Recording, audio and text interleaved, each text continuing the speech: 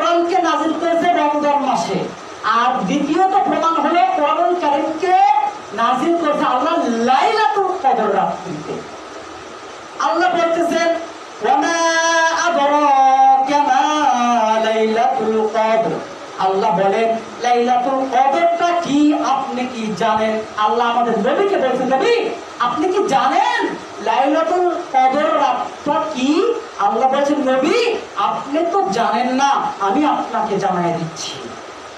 লাইলাতুল কদরি খায়রুম মিন আলফি শাহর। আল্লাহ বলেন লাইলাতুল কদরটা হলো হাজার মাসের চেয়ে উত্তম। আল্লাহ বলেন নবী লাইলাতুল কদরটা হাজার মাসের চেয়ে উত্তম।